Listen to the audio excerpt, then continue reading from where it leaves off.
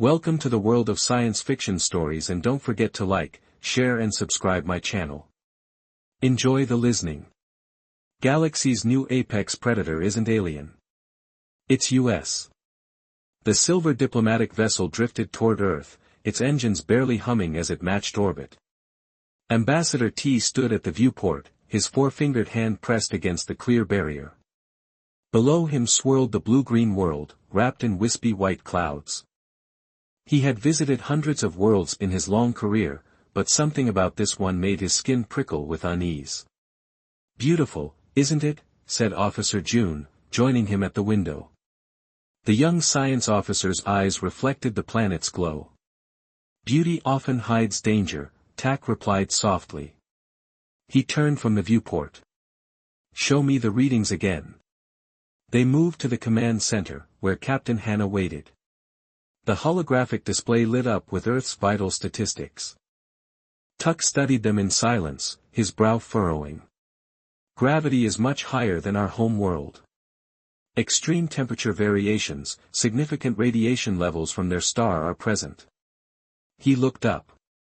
And the oxygen levels should make the atmosphere nearly combustible by our standards. June nodded. By our consorting classifications, Earth is a death world.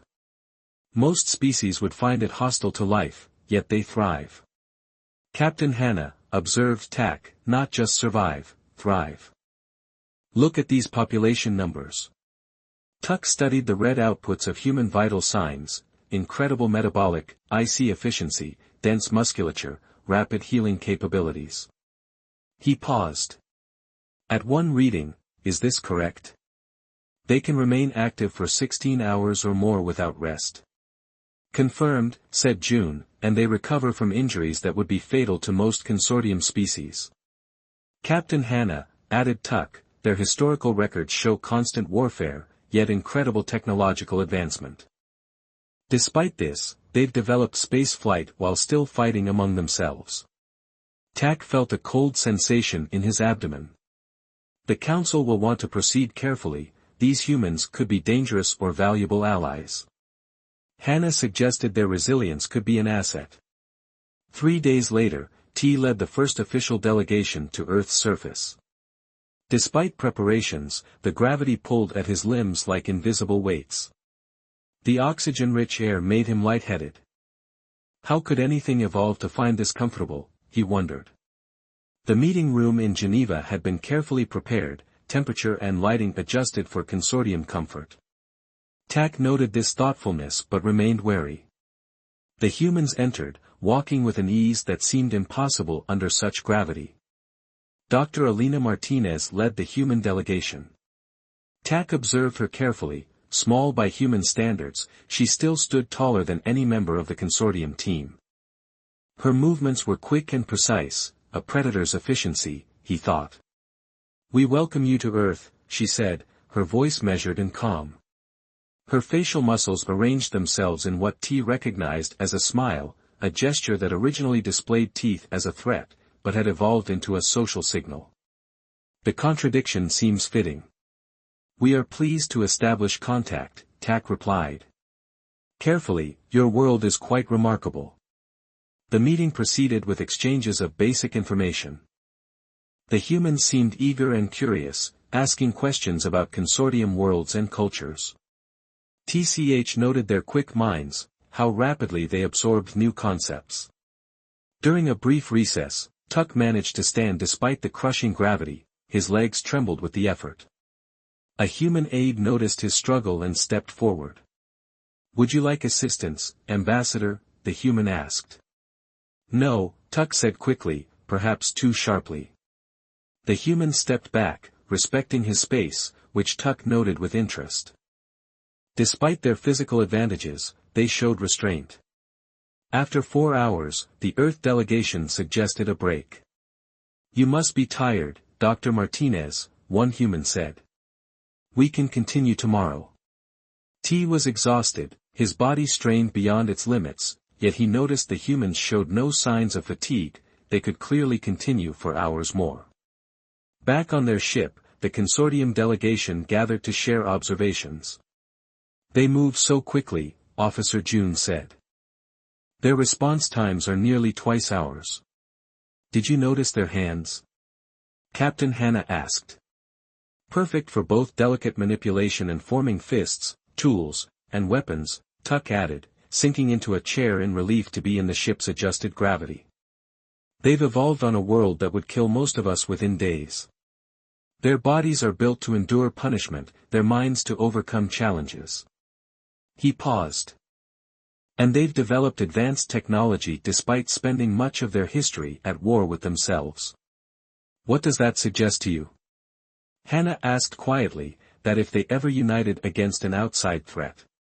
Tack didn't finish the thought, the room fell silent. Finally, Joan spoke, but they seem friendly, curious about us, not hostile. Apex predators don't always attack immediately. Tuck said, they assess, they wait for the right moment, or perhaps they simply wish to join the galactic community. Hannah suggested, not every species follows the same path. Tuck considered this. Perhaps, but we must proceed with caution.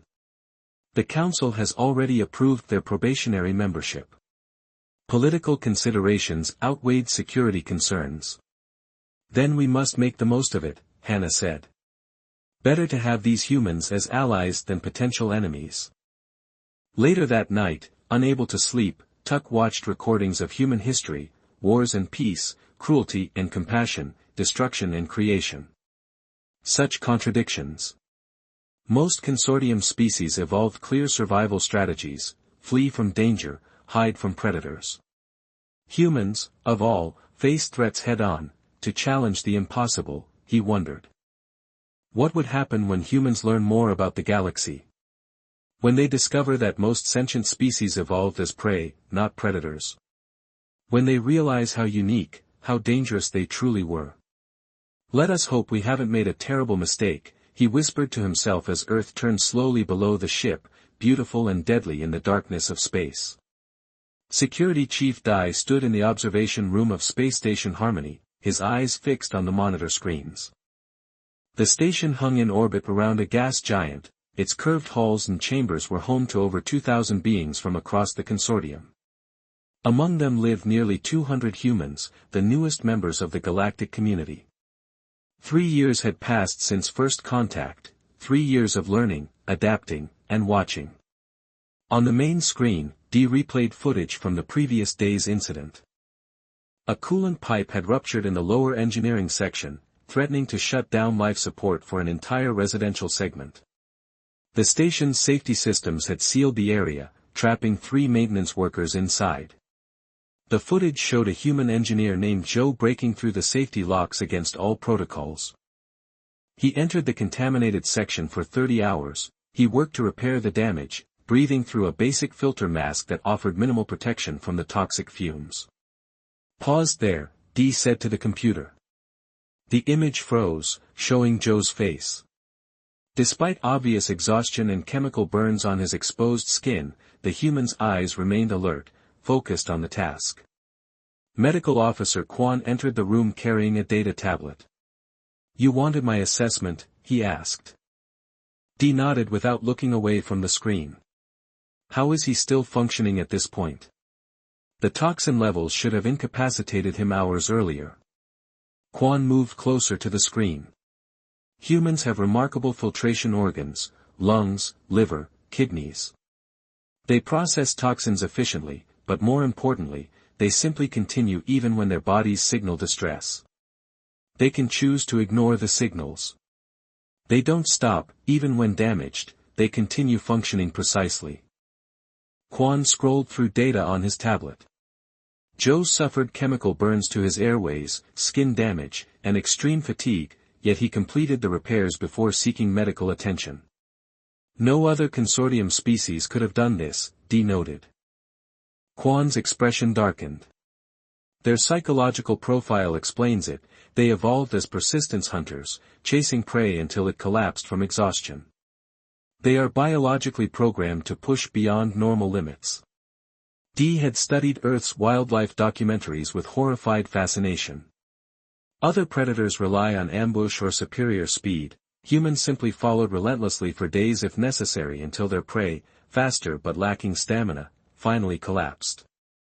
They bring the same mindset to everything, Quan continued. Problems, challenges, conflicts, they don't give up. Their conversation was interrupted by a sharp alert tone. The station's communication system activated, and Commander Tay's voice filled the room. Attention, all personnel, we have received a distress signal from Research Outpost Sigma. They are under attack by raiders from the Myrick Collective. We need volunteers for a rescue operation. The mission carries significant risk. Report to Docking Bay 3F. Commander Todd didn't finish the announcement. The system registered so many immediate responses that it temporarily overloaded. D rushed to the docking bay. A crowd had already gathered, nearly every human aboard the station. They stood together, faces serious but not fearful. Some were military personnel, but many were scientists, engineers, even kitchen staff. We can't send all of you, Commander T said, clearly overwhelmed by the response. Then send the best of us, said Sarah, an Earth diplomat, but we're all going to help prepare. Within an hour, a rescue team of 12 humans and 6 consortium specialists departed. D watched them go, then returned to the command center to monitor the operation. The footage that came back would change the consortium's understanding of their new allies forever.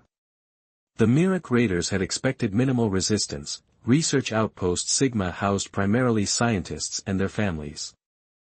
Instead, they encountered humans who moved with startling speed and coordination. The rescue team split into smaller units, each with clear objectives. They evacuated civilians first, moving them to secure areas, then they systematically neutralized the threat. Ambassador T joined D in the command center. They watched in silence as the humans engaged the raiders. There was no hesitation in their movements. They used improvised weapons when necessary, protected the wounded. Most disturbing to D was their expression, focused, determined, almost satisfied. They're enjoying this, D whispered. Tuck didn't respond immediately. On screen, a human medic treated an injured scientist while simultaneously giving directions to others. Despite bleeding from a wound in her arm, she worked efficiently, her hand steady.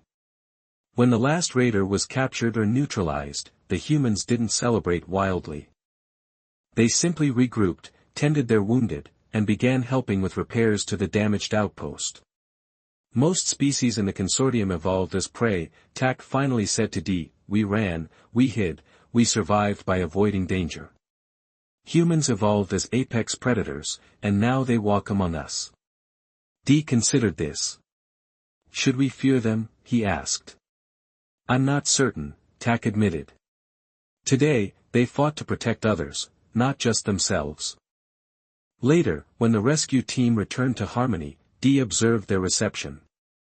Other humans greeted them with restrained pride. The rescued scientists regarded them with a mixture of gratitude and awe. Several consortium species kept a noticeable distance. Joe, still recovering from his earlier injuries, approached Sarah as she disembarked. Did everyone make it? He asked. All civilians are safe, she confirmed. 2 of our team are injured, but they'll recover. Joe nodded, satisfied. Dan noticed how the 2 humans clasped forearms briefly, a gesture between equals, between pack members. That night, D added a new observation to his ongoing report about human integration. They are predators, yes, but they consider those under their protection to be part of their pack. The question remains, will the consortium always be part of that pack, or one day become their prey? On the medical deck, Officer Quan treated the returning humans. He couldn't help noticing how quickly their wounds were already beginning to heal.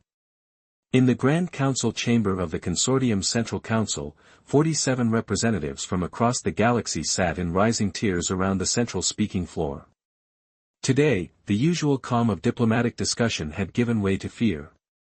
The Varric have taken Helios Prime, announced Councillor June, her voice tight with strain. The holographic display above the floor showed a star map with 3 systems marked in angry red. That makes 3 consortium worlds conquered in just 2 months. Murmurs filled the chamber. The Varick Empire had existed at the edges of known space for centuries, rarely troubling the peaceful consortium. Now, suddenly, they had turned aggressive, their warships cutting through consortium defenses with ease. Their next target is clear, June continued, pointing to a station marked at a key intersection of trade routes, Junction Station. Our intelligence suggests they will attack within 3 weeks. The display shifted to show Junction Station, a massive structure hanging in space, home to over 10,000 beings, and a critical hub for trade connecting 17 systems. If they take Junction Station, June said, they will control access to our central trade routes, half our worlds will be cut off. Silence fell over the council. Defense has never been the consortium's strength. Throughout its long history, diplomacy and trade had resolved most conflicts.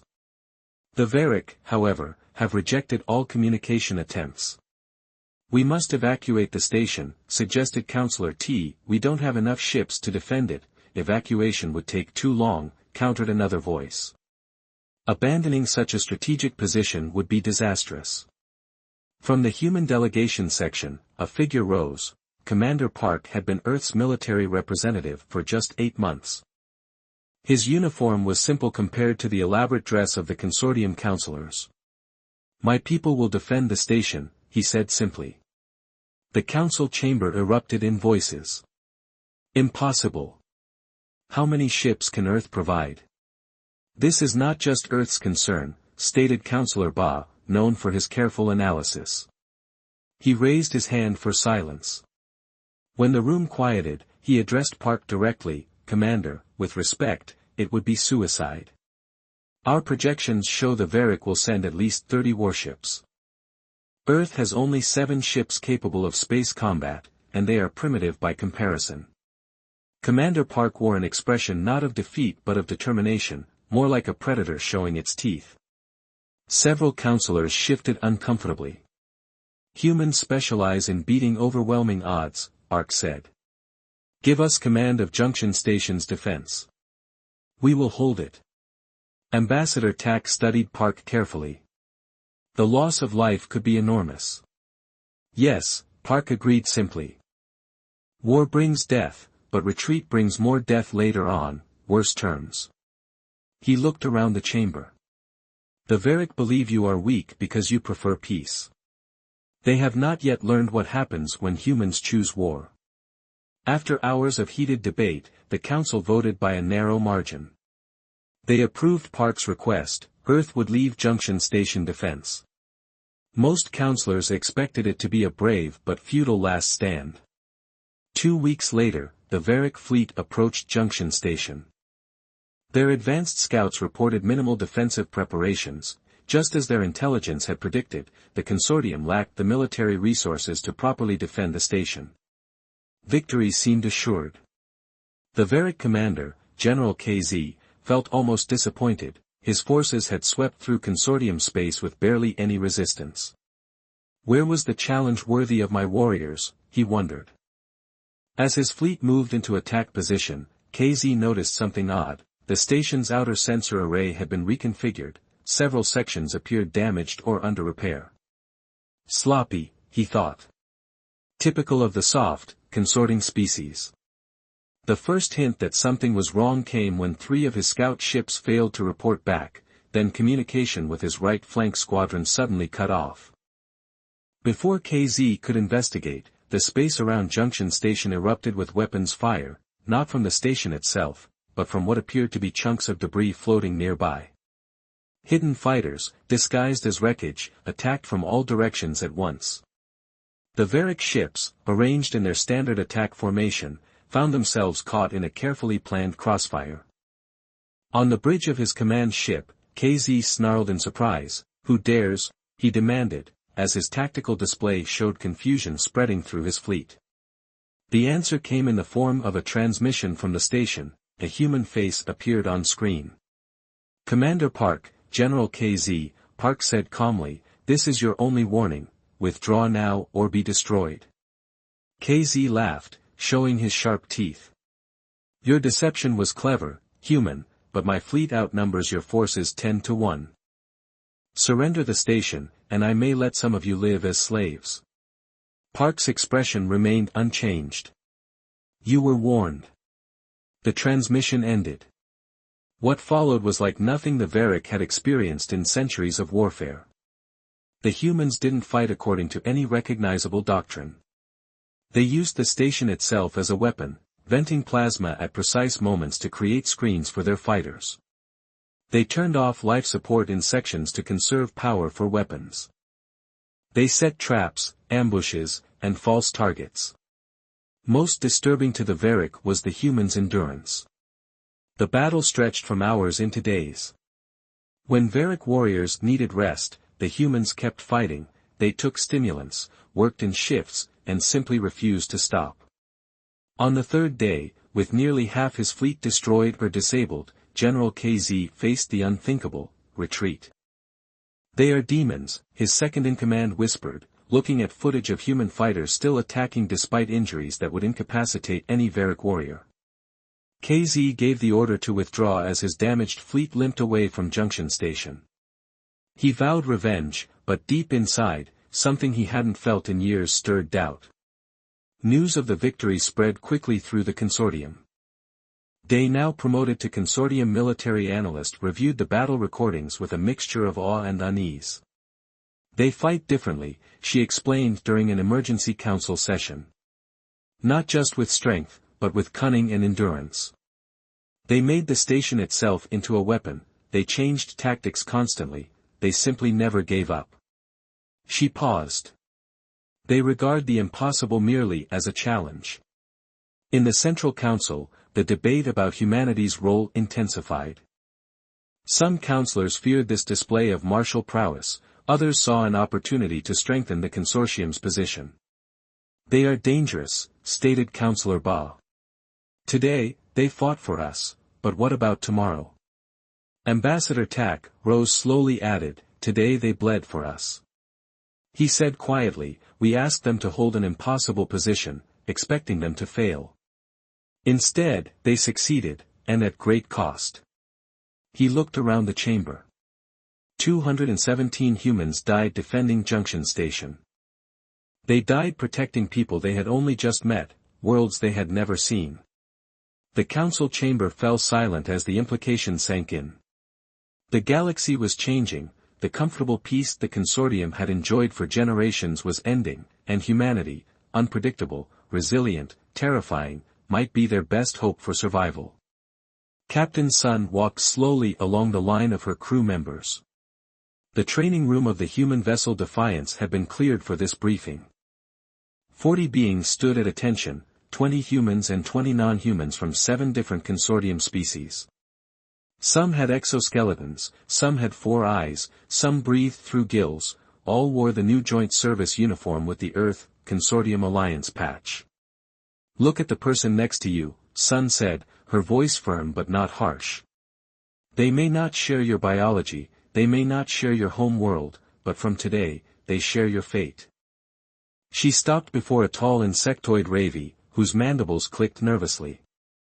Next to him stood a human technician, half his height. Specialist Leeson addressed the human, what is your duty?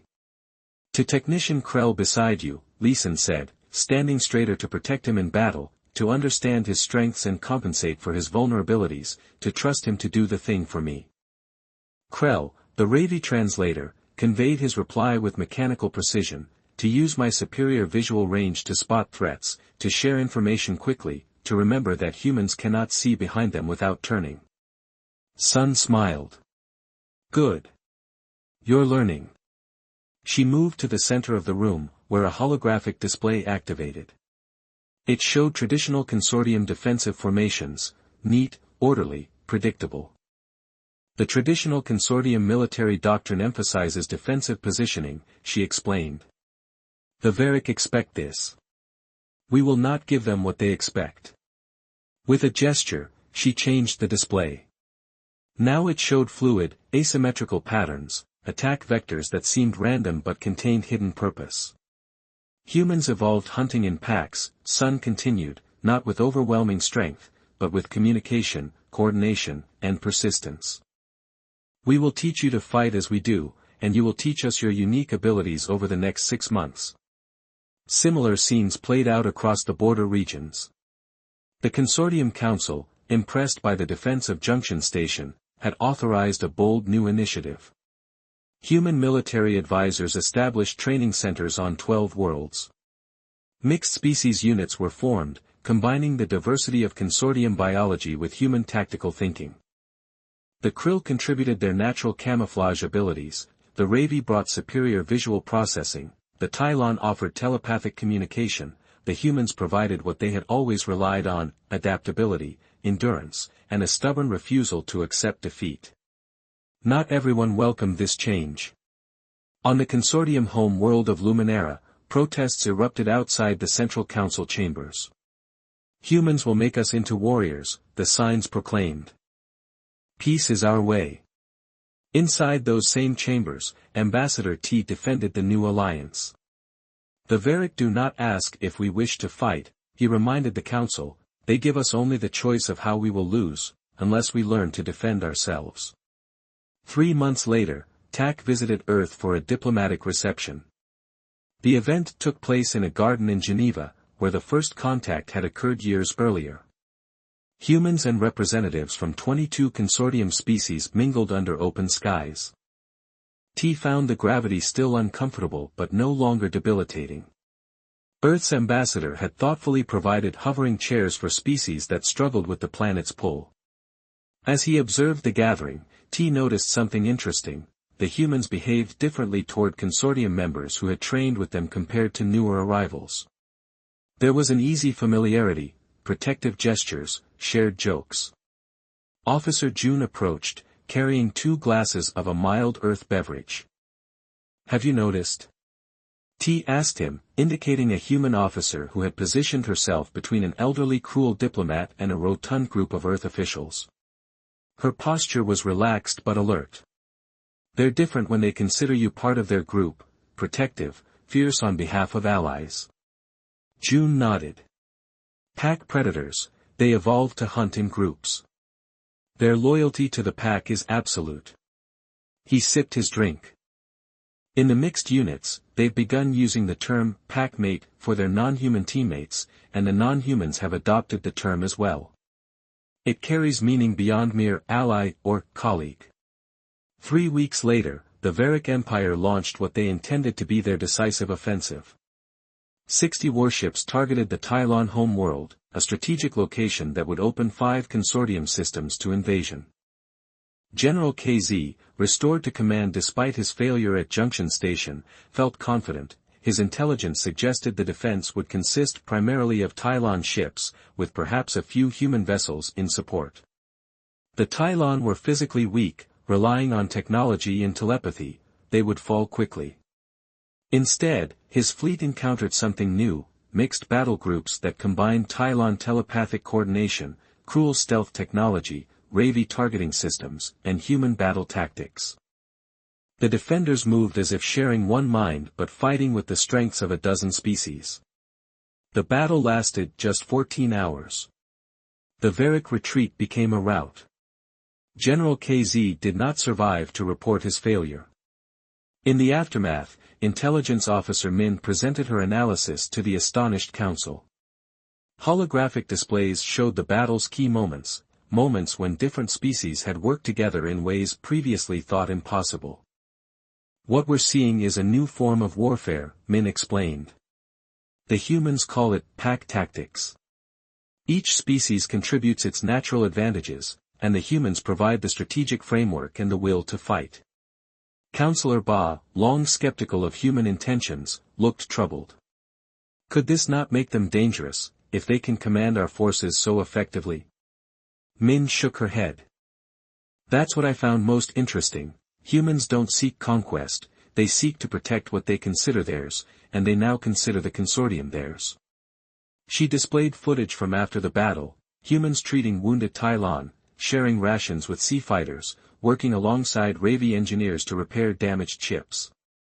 In every case, the humans showed the same protective behavior toward non-human packmates as toward other humans. No distinction, no hierarchy based on species.